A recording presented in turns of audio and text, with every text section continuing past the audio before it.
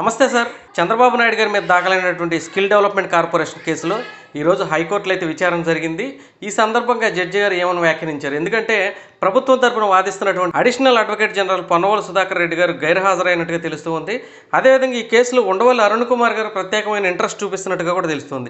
మరోపక్క ఇదే కేసులో దాఖలు చేసినటువంటి 17A క్వాష్ పిటిషన్ ఏదైతే ఉందో దాన్ని కూడా దీపావళి సెలవుల తర్వాతే చెప్తోంది సుప్రీంకోర్టు న్యాయమూర్తి కూడా చెప్పినట్టు తెలుస్తుంది.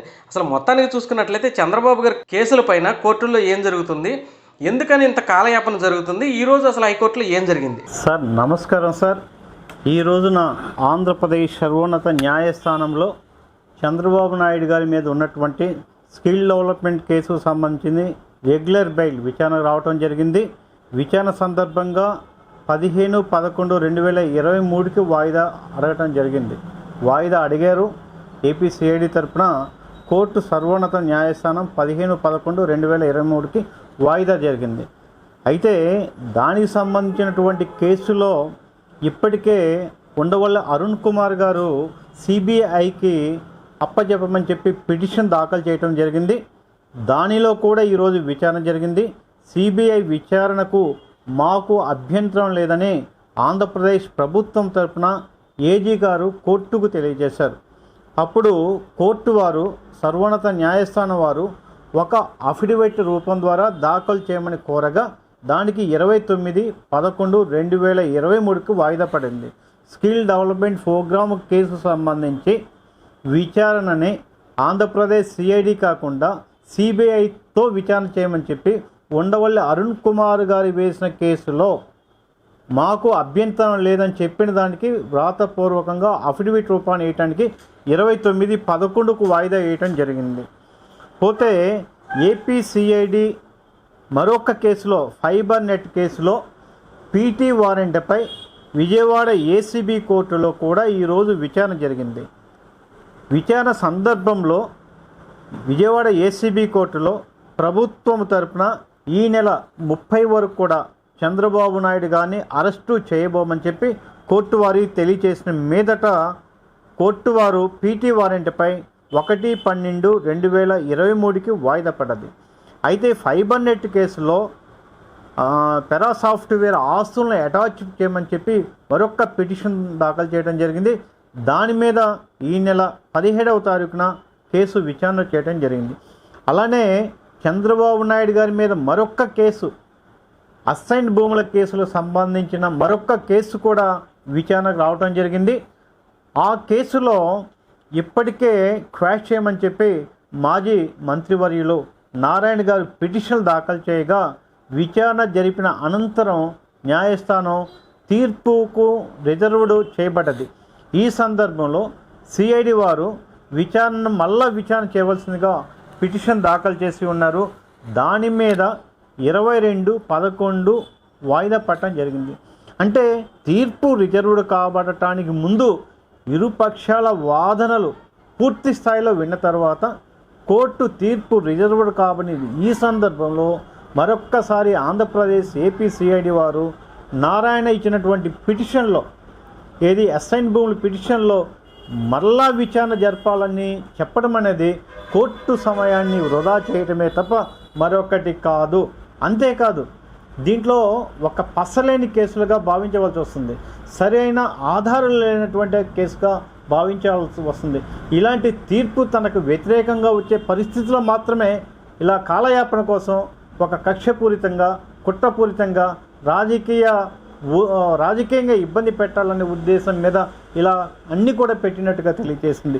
దీని మీద ఇప్పటికే స్కిల్ డెవలప్మెంట్ ప్రోగ్రాంకు సంబంధించిన కేసులో చంద్రబాబు నాయుడు గారి మీద 17A మీద ఇప్పటికే సర్వోన్నత న్యాయస్థానం సుప్రీంకోర్టు వారు తీర్పు రిజర్వ్డ్ కాబడి ఉంది. దీపావళి సెలవుల అనంతరం కూడా తీర్పు చెప్పే అవకాశం ఉందని చెప్పి తెలియజేస్తున్నారు. దాని మీద 17A మీద ఒక స్పష్టమైన తీర్పు వస్తుందా లేదా అనేది తర్వాత చూడవలసి వస్తుంది. ఎన్ని పరిశోధన చేసినట్లయితే ఇప్పటికే చంద్రబాబు నాయుడు గారి మీద కేసుల మీద పెట్టడం 17A చంద్రబాబు నాయుడు గారికి ఒక ఆశాదీపంలాగా ఉంది. 17A అప్లికబిలిటీ ఉంటే తన ఏ కేసులో కూడా ఉండే అవకాశం లేదు కనుక ఇప్పటిదాకా సుదీర్ఘమైన వాదనలు జరిగిన తర్వాత కూడా ఇప్పటికే 2 పర్యాయాలు తీర్పు కూడా వాయిదాలు తీసుకోవడం జరిగింది. అంటే దీని మీద ఎంత స్టాట్యూటరీ ఇంటర్ప్రిటేషన్ ఇవ్వవలసిన బాధ్యత కోర్టులలో ఉంది తెలుస్తుంది. అంటే ఇక్కడ డివిజన్ బెంచ్ 2 న్యాయమూర్తులతో కూడినటువంటి సుప్రీంకోర్టు తీర్పు వెలువరిస్తుందా లేదా ఫుల్ బెంచ్కి రిఫర్ చేస్తుందా అనేది భవిష్యత్తులో చూడవలసి వస్తుంది. ఒకవేళ తీర్పు వెలువరించినట్లయితే 17A బాబుకు అనుకూలంగా ఉన్నట్లయితే అన్ని కేసుల్లో కూడా బయటపడే అవకాశం ఉంటుంది. దీని మీద పూర్తి స్థాయిలో తీర్పు రావాలి, డివిజన్ బెంచ్ కాదు ఫుల్ బెంచ్ కావాలంటే 3 ఉన్నటువంటి న్యాయస్థానానికి కూడా సిఫారసు చేసే అవకాశాలను కొట్టిపారేయలేము. ఇలా చేసినట్లయితే బహుశా మరి ఇంకా కొన్ని రోజులు కూడా 17A ఆ పరిస్థితుల్లో లేట్ అయ్యే అవకాశం ఉంటుంది. ఫుల్ బెంచ్ ఉంటుంది, అక్కడి నుంచి కాన్స్టిట్యూషనల్ బెంచ్ వస్తుంది, అక్కడి నుంచి లార్జర్ బెంచ్ కూడా వస్తుంది. ఇదే ఇంత ఇంపార్టెన్స్ ఉంది. ఇప్పటికిప్పటికి ఎన్ని పరిశీలనలు చేసినట్లయితే దీపావళి తరువాత తీర్పు వస్తే కనుక చంద్రబాబు నాయుడు గారు బయటకు వచ్చే అవకాశం ఉంటుంది. తీర్పు వెలువరించకుండా డివిజన్ బెంచ్ నుంచి ఫుల్ బెంచ్కి వెళ్ళే పనికైతే అట్లీస్ట్ స్టే వచ్చే అవకాశం ఉంది. ఏదైనా దీపావళి సెలవుల అనంతరం కూడా ఈ కేసులన్నీ కూడా ఎటు మలుపు తిరుగుతాయో కూడా తెలియని గందరగోళం పరిస్థితిలో ఉన్నారు. అంతేకాదు ఆంధ్రప్రదేశ్లో మరో ప్రధానమైన అంశం ఏంటంటే ఈరోజు నిన్నటిదాకా ఉక్కిరి బిక్కిరి అవుతున్నటువంటి చంద్రబాబు నాయుడుతో పాటుగా ఈరోజు జగన్మోహన్ రెడ్డి మీద ఉన్నటువంటి కేసులు కూడా తక్షణం విచారణ చేయమని చెప్పి రావటం మీద తెలుగు రాష్ట్రాల ప్రజలు ఉత్కంఠం మీద ఎదురు చూస్తున్నారు. చంద్రబాబు నాయుడు గారి మీద ఇటు జగన్మోహన్ రెడ్డి మీద కేసులు ఏ విధంగా వస్తున్నాయని.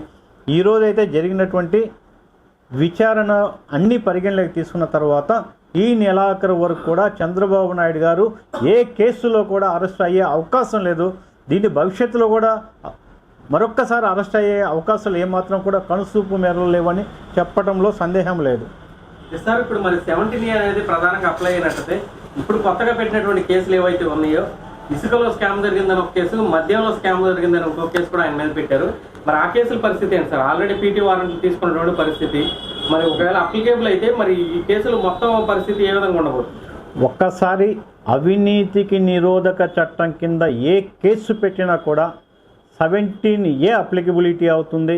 26/7/2018 తర్వాత అవినీతి నిరోధక చట్టం కింద కేసు పెట్టాలంటే ముందస్తు అనుమతి ఆవశ్యకత ఉంది.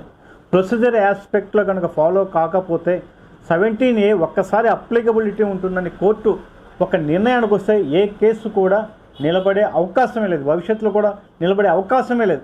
కాకపోతే ఇక్కడ కేసులు కోర్టు విచారణల దశలో ఉండి కోర్టులో తీర్పు రిజర్వ్లో కాబడినటువంటి ఈ పరిస్థితిలో కూడా ఇప్పటికీ కూడా ప్రొసీజర్ ఆస్పెక్ట్లో లేకపోవడం అనేది దుందుడుకుతనానికి అర్థం పడుతుంది, నిలువెట్టి అర్థం పడుతుంది. ఇప్పటికీ కూడా చంద్రబాబు నాయుడు గారి మీద ఏ కేసులో కూడా ఇప్పటికి కూడా రాష్ట్ర గవర్నర్ కేసులు పెండింగ్లో ఉండి ఏసీబీ కోర్టులో ఇదే ఛాలెంజ్ చేశారు, అలానే ఆంధ్రప్రదేశ్ సర్వోన్నత న్యాయస్థానంలో ఇలానే ఛాలెంజ్ చేశారు, ఇప్పుడు సుప్రీంకోర్టులో కూడా అదే తీసుకుని వెళ్ళారు. 17A ఫాలో కాలేదు కనుక మాకు వర్తించదు, ప్రొసీజర్ ఆస్పెక్ట్లో లేదని చెప్పినప్పటికీ, తీర్పు రిజర్వ్డ్ కాబడినప్పటికీ, మరో అనేక కేసుల్లో పెట్టినప్పటికీ ఇప్పటికీ కూడా ముందస్తు అనుమతులు లేకుండా దుందుడుకుగా వెళుతున్నారు.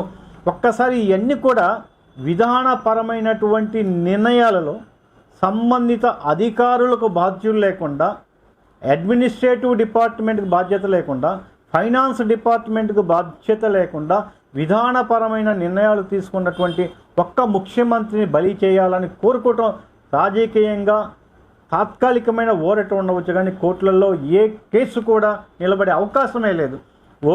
ఓబులాపురం గనుల కేసు ఒక్కసారి చూసుకున్నట్లయితే శ్రీలక్ష్మి గారిని ఐఏఎస్ అధికారి కేసులో ఉన్నారు, కానీ అప్పటి ముఖ్యమంత్రి గారు కేసులో లేరు. ఇలా కేసుల మీద కేసులు పెట్టుకున్నట్లయితే భవిష్యత్తులో అంటే ఒక్క కేసు మనం చూద్దాం, న్యాయస్థానాలు పక్కన పెట్టేద్దాం. ఒక్క ఇసుక కేసులో చూసినట్లయితే ప్రభుత్వానికి ఆదాయం పోయినదని చెప్పి ఒక మాజీ ముఖ్యమంత్రి మీద కేసు పెట్టారంటే అంటే ప్రభుత్వాలు వ్యాపారం చేస్తావా లేదా ప్రభుత్వాలు ప్రజా సౌలభ్యము ప్రజల కోసం పనిచేస్తావా అనేది తెలియవలసి ఉంటుంది. ఇలా లెక్కేసుకున్నట్లయితే అంటే లాభాపేక్ష లేదు, లేదా ప్రభుత్వానికి నష్టం వచ్చింది కనుక చంద్రబాబు నాయుడు గారి మీద కేసు పెట్టే పనికైతే జగన్మోహన్ రెడ్డి గారి భవిష్యత్తులో ఎన్ని కేసుల్లో ఇరుక్కుంటారో చూడండి. అమరావతిలో 6,50,00,000 చదరపు అడుగుల్లో 527 కోట్లు ఖర్చు పెట్టి ఇక్కడ పరిపాలన చేయడానికి పరిపాలనా భవనాలు అన్నీ కూడా సిద్ధంగా ఉంటాయి.